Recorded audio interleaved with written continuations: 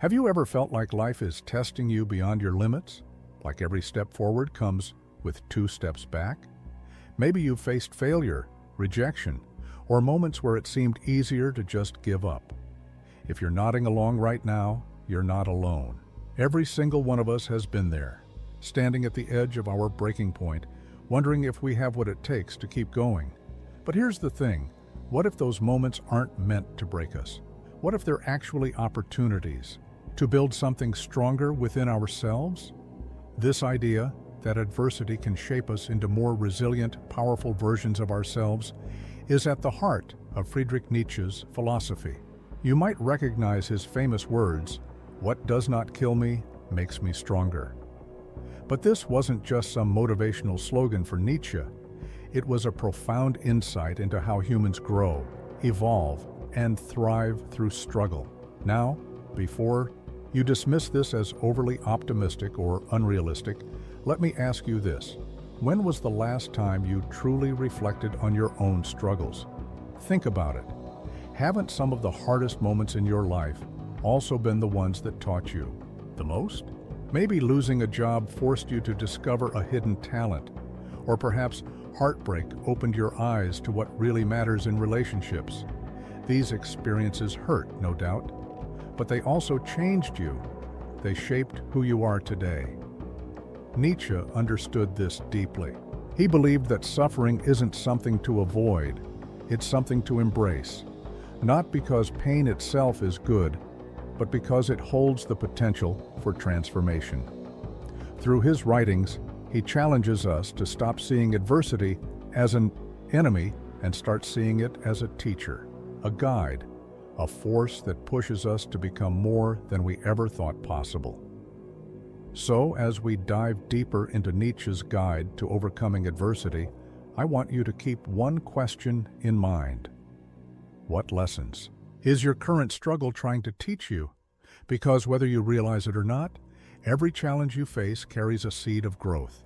And over the next 50 minutes, we'll explore exactly how to uncover that growth and use it to live a life of strength, purpose, and authenticity. To truly understand adversity, we need to reframe how we think about suffering. Most of us instinctively try to avoid pain at all costs. We run from discomfort, suppress negative emotions, and seek quick fixes to make the unpleasant feelings go away. But Nietzsche challenges this approach. He believed that suffering isn't just an inevitable part of life, it's a necessary part of growth. Think about it. When you lift weights at the gym, your muscles don't grow stronger unless they're pushed to their limits. In fact, it's the resistance, the struggle, that forces them to adapt and become stronger. The same principle applies to our minds, our spirits, and even our character. Without resistance, without challenge, there can be no real growth. Nietzsche called this idea amor fati, which translates to love of fate. It means embracing everything life throws at you, not just the good, but also the bad, the painful, and the difficult. Imagine looking back on your life and saying, "Yes, I wanted this, all of it." Not because you enjoyed the pain, but because you recognized its value. You understood that every moment, every triumph, and every failure was a piece of the puzzle that made you who you are. Let me give you an example. Consider Viktor Frankl, a Holocaust survivor and psychiatrist. He endured unimaginable suffering in Nazi concentration camps, yet he emerged with a profound understanding of human resilience. Frankl realized that while we can't always control what happens to us, we can control how we respond, and in that response lies our freedom. He wrote, "When we are no longer able to change a situation, we are challenged to change ourselves." Now, apply this to your own life. What situations have you faced recently that felt out of your control? A lost opportunity, a strained relationship, a health issue? Instead of resisting these experiences or wishing they hadn't happened, what if you chose to see them differently? What if you asked yourself, what is this teaching me? How can I grow through this? Adversity becomes meaningful when we stop fighting it and start learning from it. It's like fire. it can destroy, but it can also forge something stronger. Nietzsche reminds us that the choice is ours. Will we let adversity break us, or will we allow it to shape us into someone greater than we were before? One of Nietzsche's most powerful ideas is the concept of the will to power. Now, don't let the term intimidate you. It's not about domination or control over others. Instead, it's about asserting your inner strength, embracing your potential, and overcoming the limitations that hold you back. It's about becoming the best version of yourself no matter what obstacles stand in your way. To understand this idea, imagine a river flowing through a mountain. The water doesn't stop when it encounters rocks or boulders. It finds a way around them, carving paths and shaping the landscape as it moves forward. In the same way, the will to power is the unstoppable force within you, the drive to push beyond barriers and create your own path in life. But here's the catch: society often tries to suppress this force. From a young age, we're taught to conform, to follow rules, meet expectations, and fit into predefined roles. While there's nothing inherently wrong with structure, too much conformity can stifle our individuality. It can make us doubt our instincts, silence our passions, and settle for lives that feel safe but unfulfilling. Nietzsche challenges us to break free from these constraints. He urges us to ask ourselves, am I living authentically, or am I simply playing a role that others have written for me? This question is especially relevant when facing adversity. When life gets tough, do you retreat into comfort zones and old habits? Or do you rise to the occasion, tapping into reserves of strength you didn't know you had? Let me share an example that illustrates this beautifully. Ludwig van Beethoven, one of history's greatest composers, began losing his hearing in his late 20s. Can you imagine what that must have felt like for someone whose entire identity was tied to music? Yet instead of giving up, Beethoven channeled his frustration and pain into his work. He composed some of his most iconic pieces, including his Ninth Symphony, while completely deaf. His story reminds us that true strength isn't about avoiding hardship. It's about using it as fuel to create something extraordinary. So how does this apply to you? Where in your life are you holding back from asserting your full potential? Maybe you've been afraid to speak up at work, pursue a passion project, or set boundaries in a relationship. Whatever it is, I want you to pause and reflect. What would happen if I stopped waiting for permission and started taking action? The will to power isn't about being reckless or selfish. It's about recognizing your worth, trusting your abilities, and refusing to let fear dictate your choices. It's about saying, I may not have control over everything that happens to me, but I have complete control over how I respond. And here's the beautiful part. Every time you act from this place of inner strength, you reinforce it. Each small victory builds confidence. Each challenge overcome deepens resilience. Over time, you begin to see yourself not as a victim of circumstances, but as the architect of your destiny. So, as you move forward, remember this: the will to power isn't something external, it's already within you. It's the spark that drives you to grow, to create, and to transcend. The question is, will you nurture it? Will you give it room to flourish? Because when you do, you'll discover a strength you never knew you had. One of Nietzsche's most haunting yet profound statements is this: when you gaze long into the abyss also gazes into you. At first glance, it might sound ominous, even unsettling. But beneath the surface lies a powerful truth about fear, uncertainty, and the human condition. What does Nietzsche mean by the abyss? Think of it as the unknown, the dark, uncharted territory that lies beyond our comfort zones. It's the fear of failure, the dread of rejection, the anxiety of stepping into unfamiliar territory. The abyss represents everything we try to avoid because it feels overwhelming or dangerous. But here's the paradox. The more we try to ignore the abyss, the more it consumes us. When we suppress our fears, they don't disappear. They grow. They fester in the shadows, influencing our decisions, limiting our potential, and keeping us trapped in cycles of avoidance. Nietzsche challenges us to do the opposite.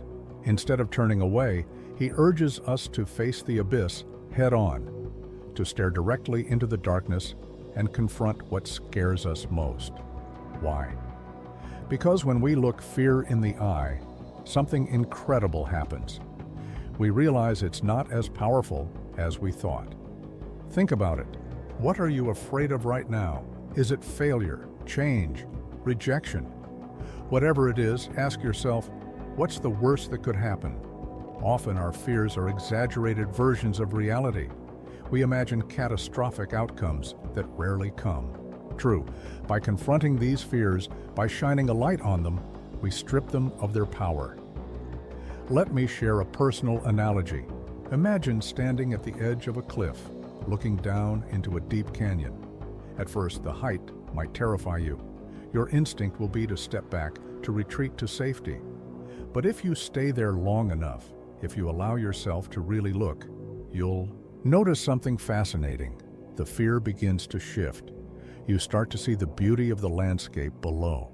You realize that while the fall might hurt, the view from the top is worth it. This is what Nietzsche means by embracing the abyss.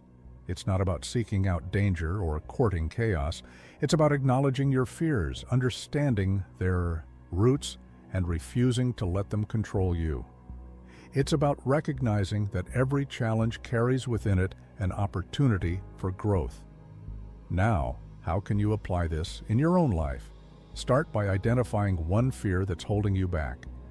Maybe it's the fear of public speaking, the fear of starting a new project, or the fear of being vulnerable with others. Once you've named it, take a small step toward confronting it. For example, if you're afraid of speaking up, practice sharing your thoughts in low-stakes situations. If you're afraid of change, experiment with making tiny adjustments to your routine. Remember, courage isn't the absence of fear, it's the decision to act despite it. Every time you face the abyss, you prove to yourself that you're stronger than you think.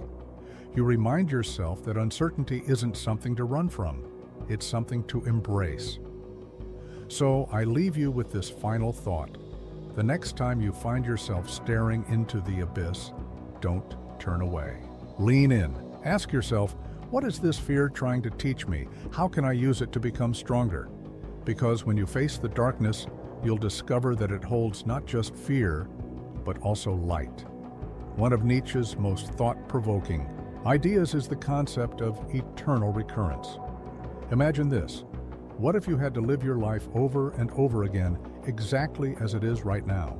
Every decision, every action, every moment of joy or pain would repeat endlessly throughout eternity. Would you be content with your choices, or would you feel trapped in a cycle of regret? This isn't just a philosophical exercise, it's a profound challenge to live authentically. Nietzsche believed that the idea of eternal recurrence could serve as a guiding principle for how we approach our lives. If you knew that every choice you made would echo infinitely, wouldn't you want to make sure those choices aligned with your deepest values and aspirations? Now, let's break this down. What does it mean to live authentically? It means living in a way that reflects who you truly are, not who society expects you to be, not who others want you to be, but who you want to be. It's about embracing your individuality, honoring your passions, and making decisions that resonate with your inner truth. But here's the hard part. Authenticity requires courage. It demands that we step away from the herd, the collective pressure to conform, and forge our own path. Nietzsche called this process self-overcoming. It's the act of transcending societal norms, questioning inherited beliefs, and creating your own meaning in life. Think about it. How many times have you made a decision based on fear of judgment or rejection? Maybe you stayed in a job that didn't fulfill you because it looked good on paper. Or perhaps you silenced your voice in a relationship to avoid conflict. These choices might seem small in the moment, but over time, they add up. They create a life that feels safe but hollow. Now, imagine applying the lens of eternal recurrence to these decisions. If you had to relive them forever, would you still choose them? Or would you take a different path, one that aligns more closely with your true self? Let me share an example. Consider the story of Steve Jobs, the co-founder of Apple. At one point in his career, he was famously ousted from the company he helped build.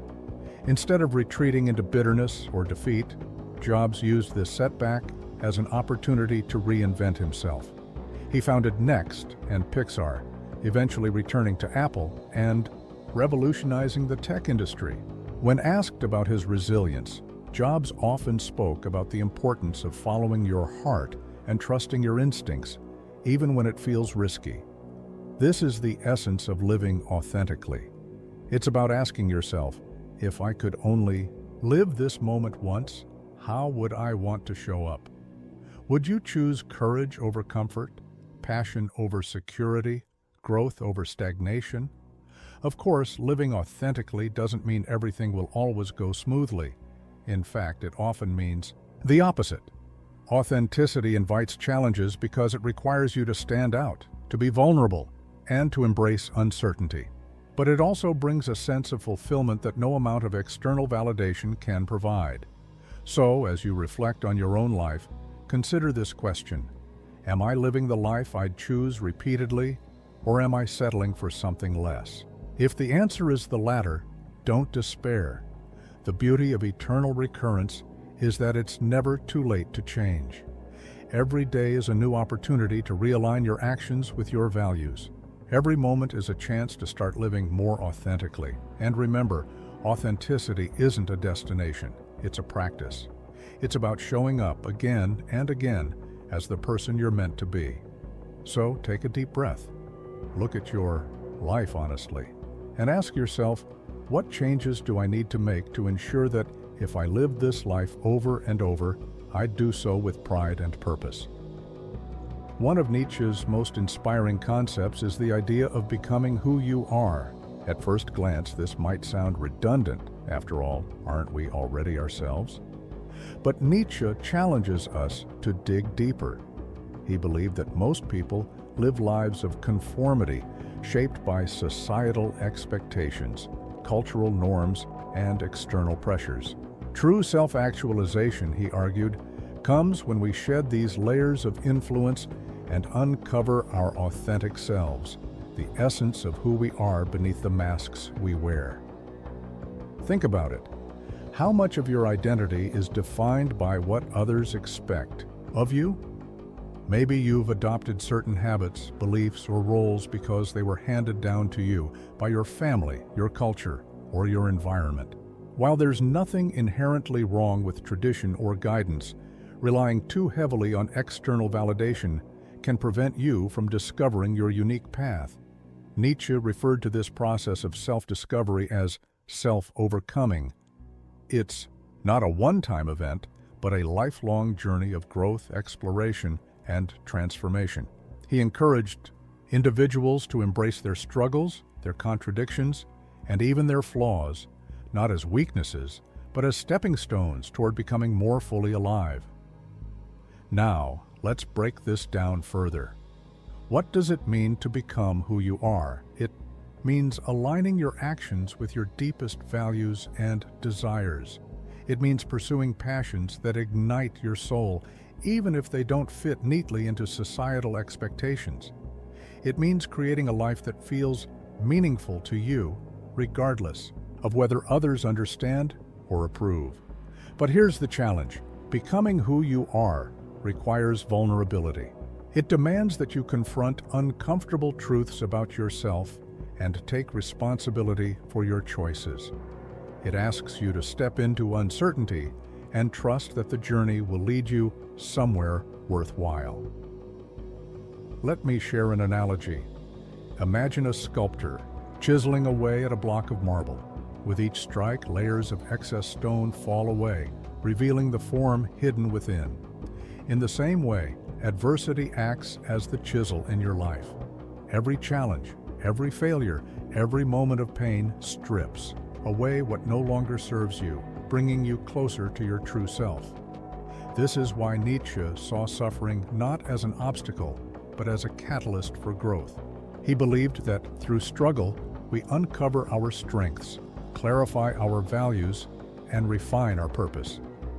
Each trial becomes an opportunity to ask yourself, who am I becoming in the face of this challenge? So, how can you apply this in your own life? Start by asking yourself some hard questions.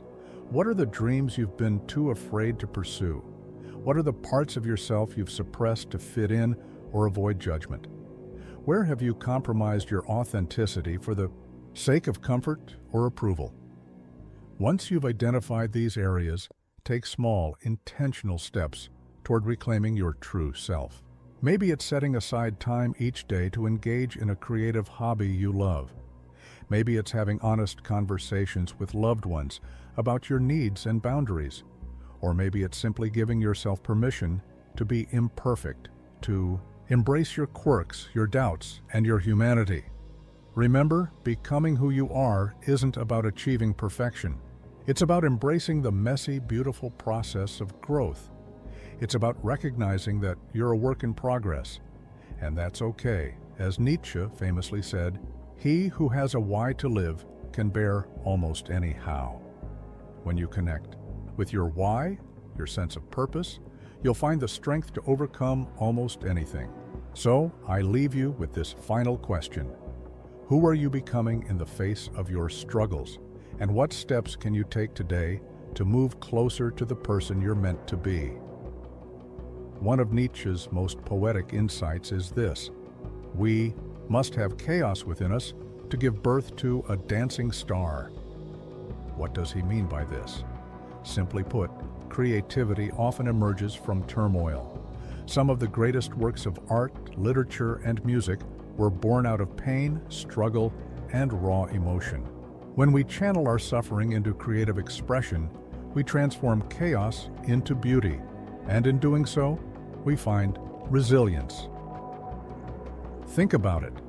Have you ever noticed how cathartic it feels to write in a journal after a tough day, or how painting, playing music, or even cooking can help you process emotions that feel too big to articulate? These acts of creation are more than just hobbies. They're powerful tools for healing and growth. Nietzsche believed that art has the power to redeem life. It allows us to take the fragmented pieces of our experiences, the joy, the sorrow, the confusion, and weave them into something meaningful. Through creativity, we don't just survive adversity, we transcend it. Let me share an example. Consider the life of Frida Kahlo, the renowned Mexican artist. After a devastating bus accident left her bedridden for months, Kahlo turned to painting as a way to cope with her physical and emotional pain. Her self-portraits became a canvas for exploring themes of identity, suffering, and resilience. Today, her work continues to inspire millions because it speaks to the universal human experience of turning pain into purpose. Now you might be thinking, but I'm not an artist. How does this apply to me? The truth is, creativity isn't limited to traditional forms like painting or writing. It's any act of bringing something new into the world, whether that's designing a project at work, composing a song on your guitar, or even arranging flowers in a vase. Creativity is about expressing yourself authentically and finding ways to make meaning out of chaos. So, how can you harness the power of creativity in your own life? Start by identifying an outlet that resonates with you. Maybe it's journaling about your thoughts and feelings. Maybe it's experimenting with photography, sketching, or playing an instrument. Whatever it is, give yourself permission to create without judgment. Remember, the goal isn't perfection, it's expression. Here's a practical exercise to try. The next time you're feeling overwhelmed, sit down with a blank page, or a blank canvas, or a blank screen, and let yourself pour out whatever's inside. Don't censor yourself. Don't worry about making it good. Just focus on releasing what needs to come out. You might be surprised by what emerges. Creativity also has a unique way of shifting perspective. When you step back and look at your struggles through the lens of art, they begin to lose their grip on you. They become stories, symbols, metaphors, things you can shape and reshape until they no longer control you. This is why Nietzsche saw creativity as a form of liberation. It frees us from being passive victims of circumstance and empowers us to become active creators of our lives. By transforming pain into art, we reclaim our agency. We remind ourselves that while we can't always control what happens to us, we can control how we respond. So, as you reflect on your own journey, ask yourself, how can I turn my pain into something meaningful?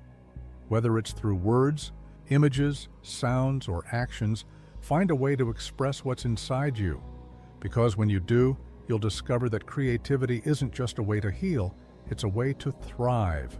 Now that we've explored Nietzsche's profound ideas about adversity, creativity, and authenticity, let's shift our focus to something equally important: action. Understanding these concepts is one thing, but applying them in your daily life is where the real transformation happens. So, in this chapter, we'll dive into practical strategies inspired by Nietzsche's philosophy to help you build resilience and thrive in the face of challenges. The first strategy is reframing setbacks. When adversity strikes, it's easy to fall into the trap of negative thinking, to see obstacles as insurmountable or failures as final. But Nietzsche reminds us that every challenge carries within it an opportunity for growth. Instead of asking, "Why is this happening to me?" try shifting your perspective to, "What can I learn from this? How can I grow stronger through this experience?" This simple shift in mindset can transform how you approach difficulties, turning them from roadblocks into stepping stones. Next, practice cultivating gratitude, even in tough times. Gratitude doesn't mean ignoring pain or pretending everything is fine when it's not. It means finding small moments of light amidst the darkness. Maybe it's appreciating the support of a friend, the beauty of nature, or simply the fact that you're still standing despite the storm. Nietzsche believed that embracing all aspects of life, including its hardships, was key to living fully. By focusing on what you do have, rather than what you lack, you build emotional resilience and open yourself up to new possibilities. Another powerful tool is embracing discomfort. Growth rarely happens in comfort zones. If you want to become stronger, smarter, or more capable, you need to push beyond what feels safe. Start small. Take cold showers, wake up earlier than usual, or tackle a task you've been avoiding. Each time you lean into discomfort, you train your mind and body to handle bigger challenges. Over time, you'll find that fear loses its grip and courage becomes second nature. Now, let's talk about visualization. Visualization is a technique used by athletes, entrepreneurs, and performers to mentally rehearse success before it happens. You can apply this same principle to overcoming adversity. Close your eyes and imagine yourself facing a challenge head-on. Picture yourself staying calm, focused, and resourceful. Visualize the steps you'll take to overcome the obstacle and the sense of accomplishment you'll feel afterward. This mental rehearsal primes your brain to respond positively when the real moment arrives. Finally, don't underestimate the power of daily affirmations. Affirmations are short, positive statements that reinforce your beliefs and intentions. For example, you might say, "I am resilient," or "I embrace challenges as opportunities for growth." Repeating these phrases regularly helps rewire your subconscious mind, replacing self-doubt with confidence. Pair your affirmations with actions, like journaling about your progress or celebrating small wins, and watch how quickly your mindset shifts. Here's a quick recap of these strategies. Number 1, reframe setbacks as opportunities for growth. Numbers. 2, cultivate gratitude, even during tough times. Number 3, embrace discomfort to expand your limits. Number 4, Use visualization to mentally prepare for challenges. Number 5. Reinforce your mindset with daily affirmations. Remember, building resilience isn't about achieving perfection, it's about progress. It's about showing up day after day and choosing to move forward despite the odds. Every small step you take builds momentum, creating a foundation of strength that will serve you for years to come. So, I leave you with this challenge. Pick one of these strategies and commit to practicing it consistently over the next week. Whether it's reframing a setback, writing down 3 things you're grateful for each day, or stepping outside your comfort zone, take action. Because resilience isn't built overnight, it's forged through consistent effort and determination. And, as Nietzsche would remind us, he who has a why to live can bear almost any how. Find your why and let it guide you through the storms of life. One of the most profound intersections between Nietzsche's philosophy and existentialist thought is the idea of finding meaning in suffering. While Nietzsche focused on embracing adversity as a path to growth, existentialists like Albert Camus and Jean-Paul Sartre explored how we create purpose in a world that often feels chaotic, indifferent, or even absurd. Together, these perspectives offer a powerful framework for understanding and transcending our struggles. Let's start with Camus' famous allegory of Sisyphus, the mythological figure condemned by the gods to roll a boulder up a hill, only for it to roll back down each time he nears the top.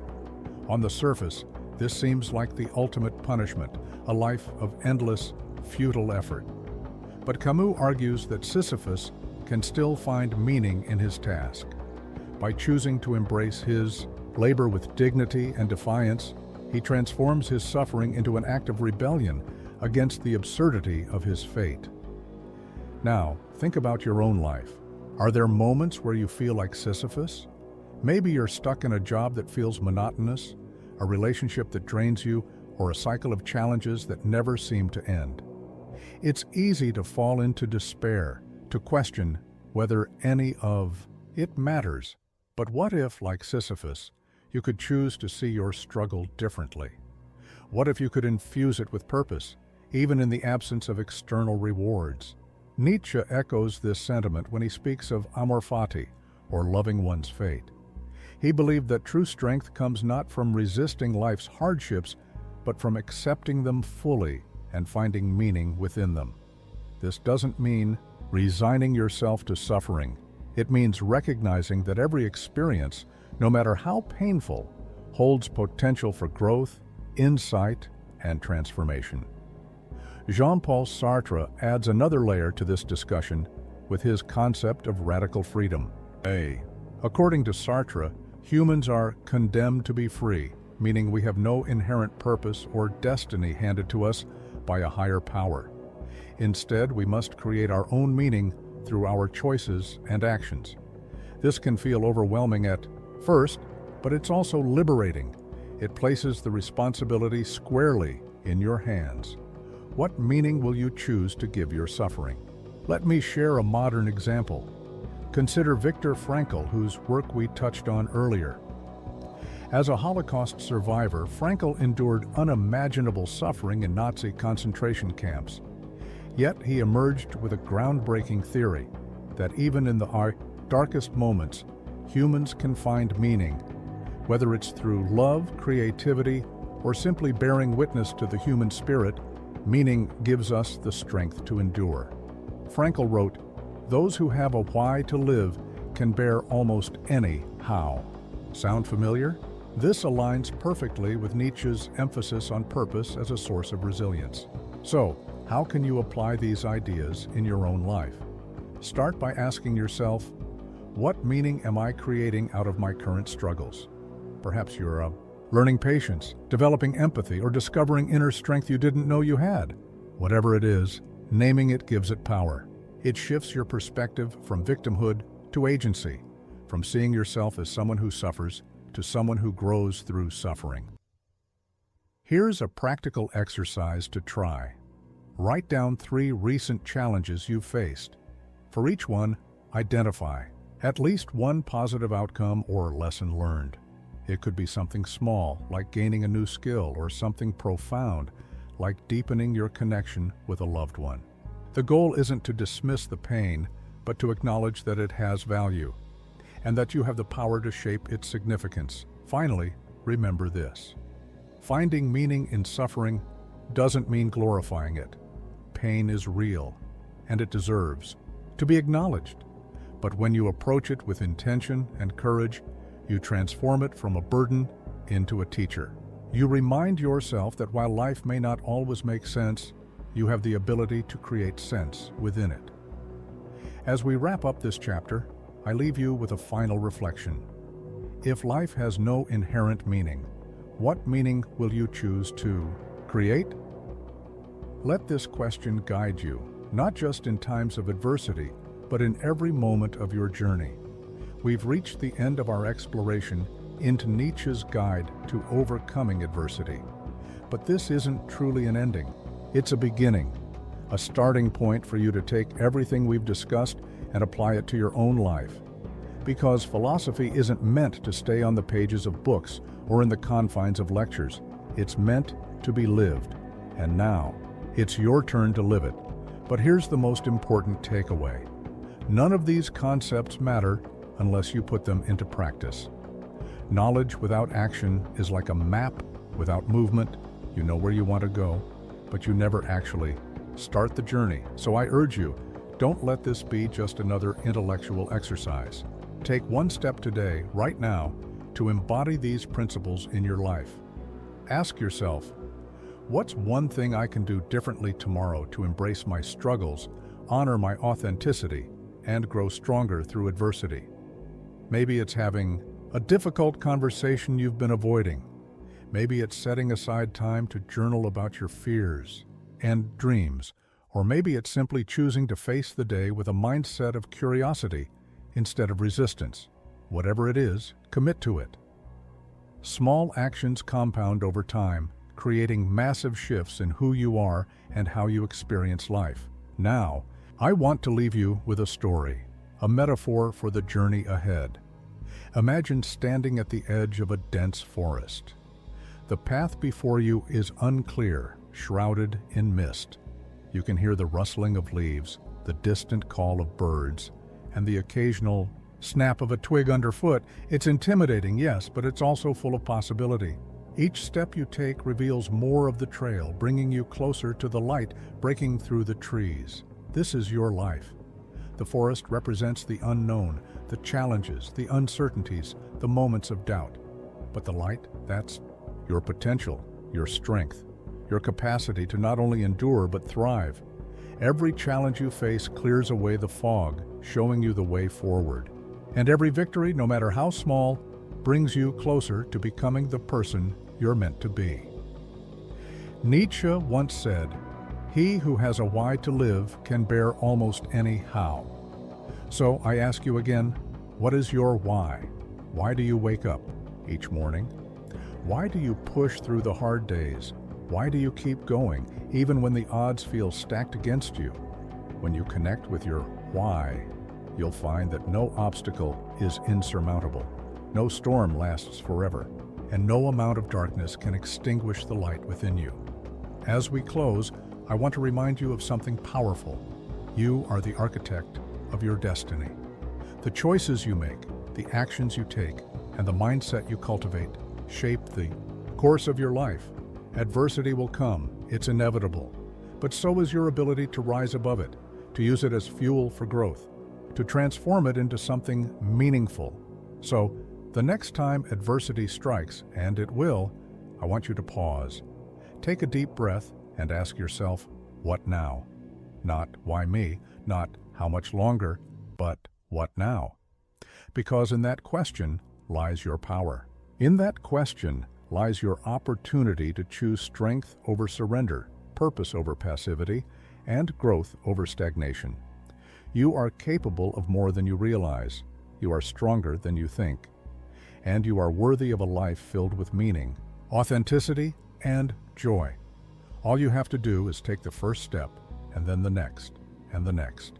Thank you for joining me on this journey through Nietzsche's wisdom. My hope is that these ideas inspire you to embrace your struggles, honor your uniqueness, and live a life of courage and purpose.